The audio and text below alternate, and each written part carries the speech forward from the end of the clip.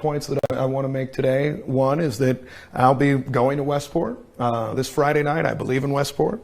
I've been going there for years, since I was 21. I hope other Kansas Cityans continue to go as well. It is an outstanding district in our city, older than the city. It's important. Its success is important. City Hall, my office, all of us here in Kansas City government remain committed to making sure that Westport is a successful place. And so I'll be out there for dinner, maybe stay after for a drink this Friday evening, kind of on the later end, to make sure that I'm there. And I would invite anyone in Kansas City or in this region to join us. I'll be walking around. Come say hi. You can talk to me about the budget or anything under the sun. And then one other final point, which is that in Kansas City recently, and we've seen it even in the winter months, which is something because usually the summer months where we see most of our issues, we've had an issue with shootings that have stemmed from altercations at bars and taverns. That's not unique to Westport. We saw it, of course, the night of the AFC Championship game. We had a mass shooting in Kansas City that had stemmed from a disagreement inside a bar or tavern. We see that happening again and again in our city throughout a number of districts. That's why I'm exploring, and my office is studying a request to the city manager to make sure that our regulated industries department, as distinct from the police department, regulated industries, they give the liquor licenses, tavern licenses, et cetera, that we do more investigation, and frankly, that in the same way after a criminal shooting, an aggravated assault, or a homicide, you see certain detectives from the police department go. We need to make sure that we have a follow-up of every shooting from our City Hall side too. What that means is that we call in regulated industries after every incident to make sure that there are rules that are being followed, not letting minors who shouldn't be there in, making sure that if there have been ongoing incidents of criminality, ongoing fights that haven't been cured, that we're looking at liquor licenses, and frankly, where necessary, we're pulling or suspending liquor licenses.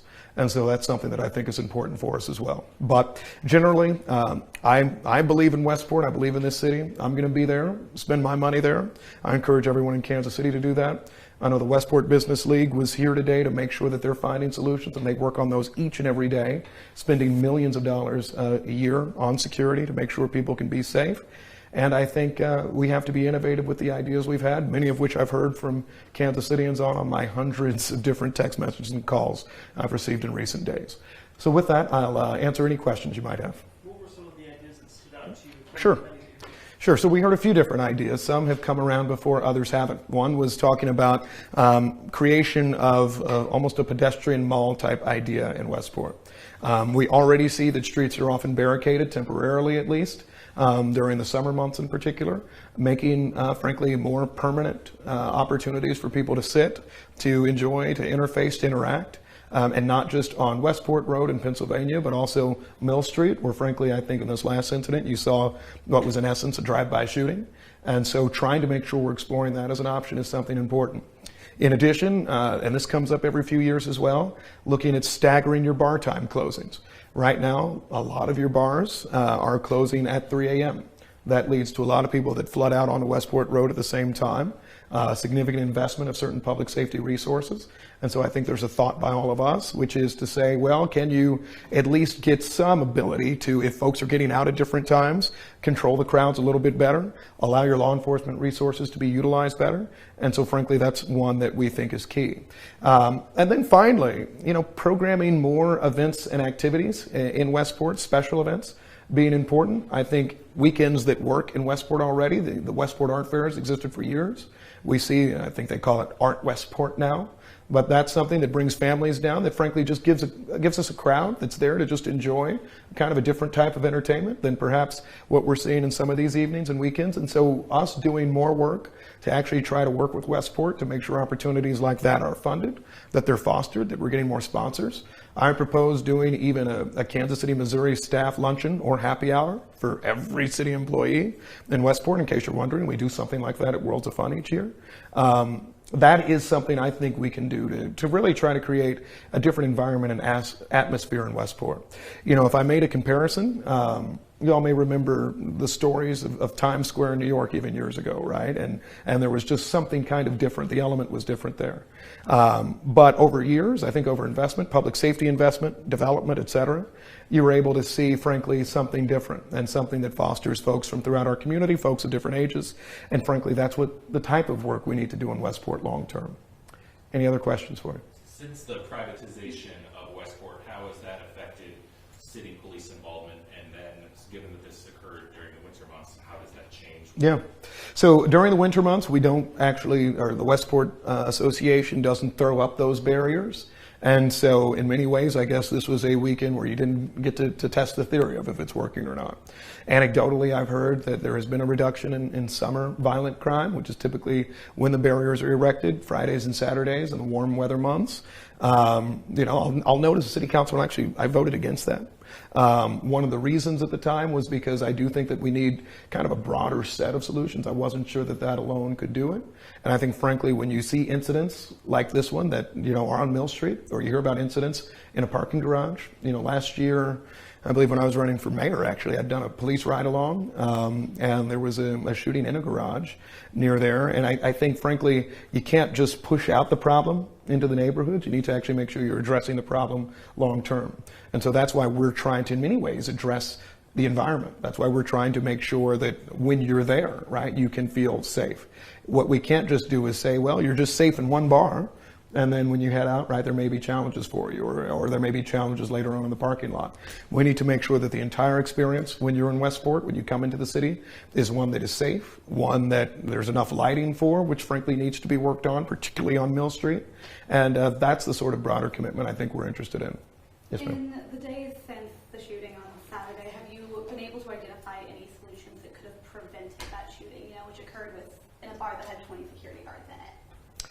Yeah, I mean, I think to the, and I know there's still details being investigated, right? The shooting itself was not in the bar. You see the fact that there were different vehicles that were going down Mill Street as part of it. I think that's why the pedestrian mall idea and frankly expanding what that might look like is important for us. I think frankly better lighting and security at the parking garage level and in the parking lot. If you look at Mill Street itself, you've got a very kind of dark lot back there where any number of things can happen. The parking garage too. And frankly, we're thinking about shootings, but there may be drug sales, there may be other criminal activities that sometimes bring people who carry firearms.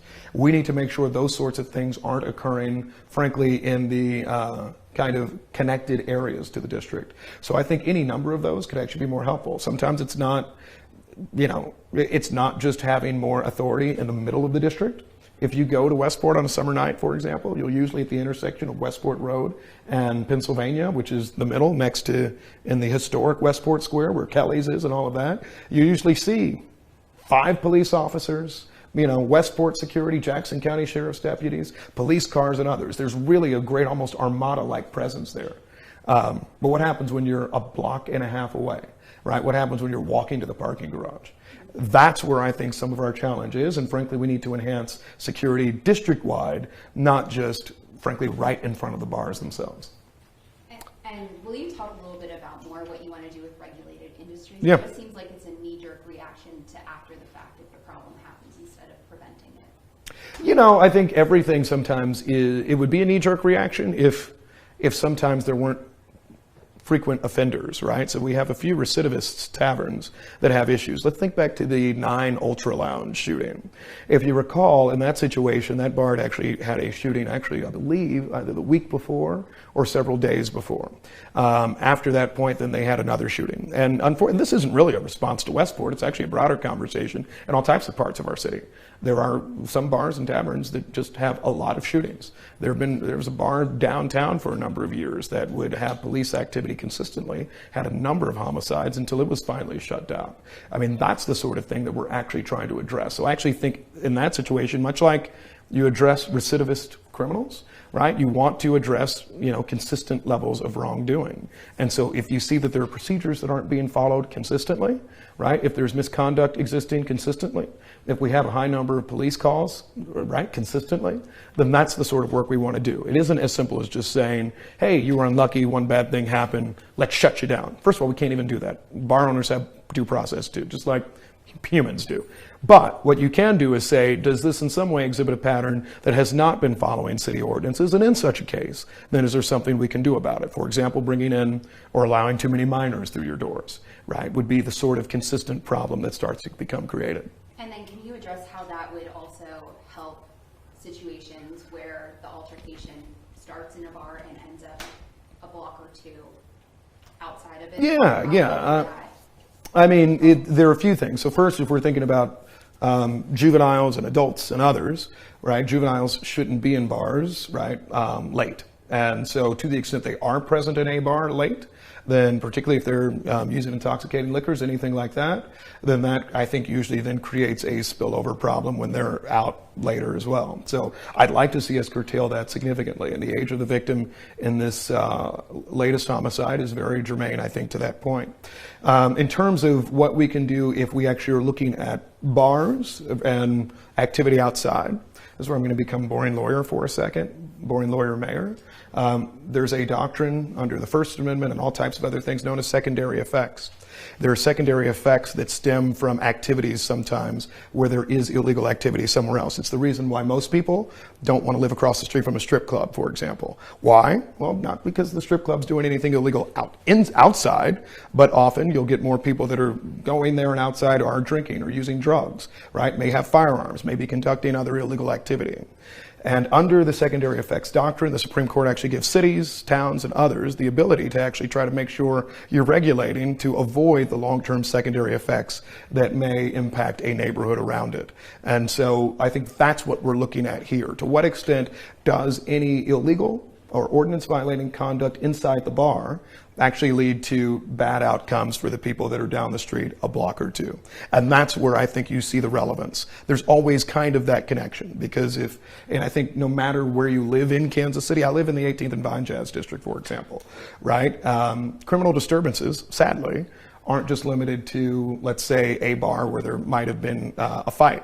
Right? I remember when I first moved there was a homicide by my doorstep at 19th and Paseo on the corner, which didn't start there, right? It started at a bar a few blocks down the street. That's the sort of thing that we're actually trying to limit by making sure that you do have at least adequate security, but adequate security isn't just the presence, by the way. It is, are you going through the right procedures when you need to kick somebody out? Are you actually calling the police officers that are down the block? Or are you just like throwing some guys out that may get mad and shoot at you later? Are you letting the bar actually prepare? And I think my contention would be, we need to make sure folks are doing that. And that's the sort of follow-up that I think I'd want to see from regulated industries. What did the leaders say to you? What did you say to them, or what were their thoughts during the meeting? You know, I heard a lot of different thoughts. I think, first of all, and I respect this, Westport's one of the few entertainment districts in this city that actually pays a full complement of taxes for what it's worth. The Power and Light District, heavy subsidies. The Plaza over the years, 18th and Vine, is largely owned by the city. And so, I think they talked about the business side of things. Every year, the city of Kansas City, Missouri receives in excess of $10 million a year in tax revenues from Westport. So I think as humans, we should care about shootings, but just as an economic kind of model for us, it's important for us to know that we want this area to be healthy and survive. And frankly, I think the history of Westport, right, and lots of people have experiences, memories of it, is important for us. But in terms of what they wanted to do, I think they first said, what's your idea? I think they've gotten to the point of saying, look, we are trying a lot. That sidewalk vacation was one idea. We pay for security.